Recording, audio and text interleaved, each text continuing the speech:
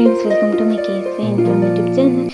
ಯಾರಾದರೂ ನನ್ನ ಚಾನಲ್ನ ಸಬ್ಸ್ಕ್ರೈಬ್ ಮಾಡದೆ ನೋಡ್ತಾ ಇದ್ದರೆ ಪ್ಲೀಸ್ ಒಂದು ಸಬ್ಸ್ಕ್ರೈಬ್ ಮಾಡ್ಕೊಳ್ಳಿ. ಹಾಗೆ ನನ್ನ ಚಾನಲಲ್ಲಿರುವಂತಹ ಇನ್ನಷ್ಟು ವೀಡಿಯೋಗಳನ್ನು ನೋಡಿ ಸಪೋರ್ಟ್ ಕೂಡ ಮಾಡಿ.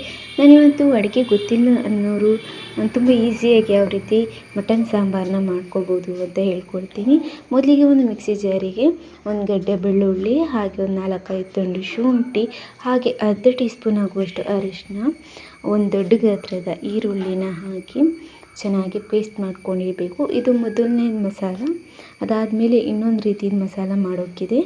ಅದಕ್ಕೆ ಒಂದು ಮಿಕ್ಸಿ ಜಾರಿಗೆ ಅರ್ಧ ಕಪ್ ಆಗುವಷ್ಟು ಕಾಯಿ ತುರಿ, ಹಾಗೆ ಒಂದು ಟೊಮಾಟೊ, ಹಾಗೆ ಇದಕ್ಕೆ 2 ಚಕ್ಕೆ, 2 ಲವಂಗ, 2 ಏಲಕ್ಕಿ, ಸ್ವಲ್ಪ ಪುದೀನ, ಹಾಗೆ ಸ್ವಲ್ಪ ಕೊತ್ತಂಬರಿ ಸೊಪ್ಪು ಹಾಕ್ಕೋಬೇಕು. ಎಷ್ಟು ಪುದೀನ ತಗೊಂಡಿರ್ತೀವೋ ಅಷ್ಟು ಕೊತ್ತಂಬರಿ ಸೊಪ್ಪನ್ನ ಇದಕ್ಕೆ ಹಾಕ್ಕೊಂಡು ನೀರು ಹಾಕಿ ಚೆನ್ನಾಗಿ ಪೇಸ್ಟ್ ಮಾಡಿ ಇಟ್ಕೊಬೇಕು.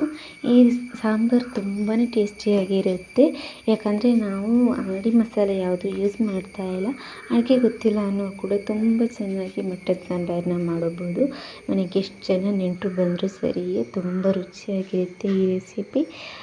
ಅದಾದಮೇಲೆ ಇವಾಗ ಒಂದು ಕುಕ್ಕರ್ನ ತಗೊಳ್ಳಿ. ಅದಕ್ಕೆ 2 ಸ್ಪೂನ್ ಆಗುವಷ್ಟು ತೆಂಗಿನ ಎಣ್ಣೆಯನ್ನು ಹಾಕ್ಕೊಳ್ಳಿ. ಆದಷ್ಟು ಅಡುಗೆಗೆ ತೆಂಗಿನ ಎಣ್ಣೆನೇ ಹಾಕೋದನ್ನು ರೂಢಿ ಮಾಡ್ಕೊಳ್ಳಿ. ಅದಾದಮೇಲೆ ಇದಕ್ಕೆ 1 kg ಆಗುವಷ್ಟು ಮಟನ್ನ ಹಾಕ್ಕೊಳ್ಳಿ.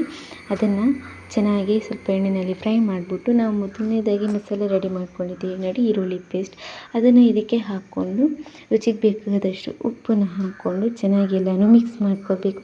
ಮಿಕ್ಸ್ ಮಾಡಿಬಿಟ್ಟು ಒಂದು 10 ನಿಮಿಷ ಹಾಗೇ ಬೇಯಿಸ್ಕೊಬೇಕು. ಮಟನ್ ನೀರೆಲ್ಲ ಬಿಟ್ಕೊಳುತ್ತೆ.